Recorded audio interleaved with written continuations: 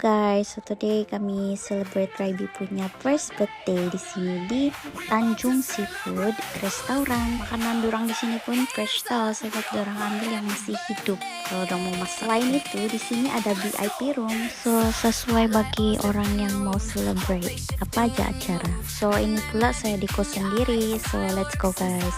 Kita celebrate dulu si Rayvi punya birthday.